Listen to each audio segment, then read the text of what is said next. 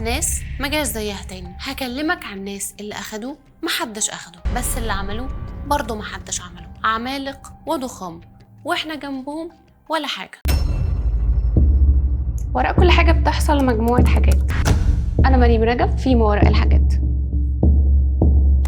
بتبدأ القصة مع سفينة سيدنا نوح، السفينة اللي عرفنا إنها شافت طوفان غرق الأرض بالكامل وابتلعت فيها الأرض كل الكافرين، وما نجاش من على كوكب الأرض إلا ركاب السفينة اللي كان من ضمنهم 3 من أبناء سيدنا نوح، يافس وسام وحام، وانتشروا في الأرض وخلفوا. وجه من نسل سام الابن الأوسط سلالة من البشر غريبة جدا، عمالقة خالص، طول الواحد فيهم 100 ذراع والقصير فيهم كان 60 ذراع. وفي تقديرات بتقولك ان ال60 ذراع دول بما يساوي من 30 ل 35 متر. متخيل القصير فيهم طوله 35 متر، وقوة بدنية ما حصلتش لأي مخلوق خلقه ربنا، وصحة رهيبة لدرجة انه لو واحد فيهم عايز يشيل صخرة من الأرض بيعملها بسهولة. وبسبب القوة دي كانوا لو دخلوا معركة كانوا حرفيا بيمسحوا أعدائهم. وبسبب نعم ربنا عليهم من أول صحتهم لحد إن ربنا كان ناعم عليهم بالمية العذبة، وده وقت ما كانتش المية فيه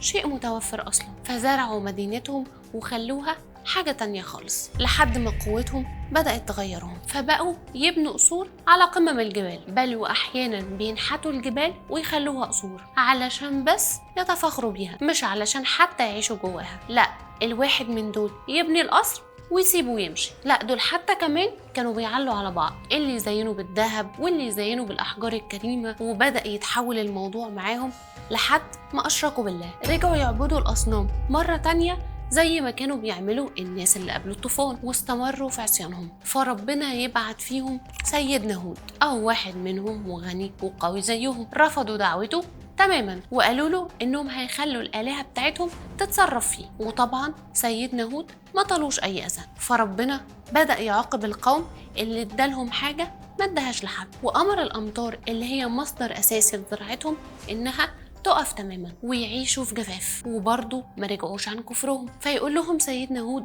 الحقوا توبوا، وبرضه هم في حالة رفض شديدة، بل ويتطاولوا على ربنا سبحانه وتعالى ويقولوا له ورينا ربك هيعمل ايه. وفي يوم يلاقوا سحابة مغيمة جاية من بعيد عليهم ويفتكروا انه خلاص الاصنام بتاعتهم اتصرفت وبعد السحابة علشان تمطر. بس ده اللي ما كانوش يتوقعوا، تيجي السحابة دي عشان تيجي معاها رياح جافة تطيرهم بقوتهم وأجسامهم دي، رياح حارقة ترفعهم وتنزل بيهم بأجسامهم على رؤوسهم، فتتقطع رؤوسهم وأطرافهم 7 ليالي كاملة. والمدينة دي اللي اتسمت مدينة إرم ذات العماد، وتدفن المدينة بشكل كامل هي وكل الكفار اللي عليها، وما ينجش منها إلا سيدنا هود واللي أمنوا بيه. قصة قوم سيدنا عاد مش مذكورة بس في الدين الإسلامي، ولكنها مذكورة في بعض نصوص التوراة بس باسم قوم عابر مش عاد. وده ببساطة معناه إن مش كل نعمة مفروض تغرنا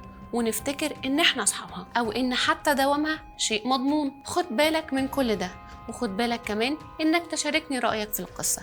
وما تنساش لو كنت على القناة على اليوتيوب تتأكد إنك عامل اشتراك، ولو كنت على الفيسبوك تتأكد إنك عامل شير. أنا مريم رجب كنت معاكم في ما وراء الحاجات.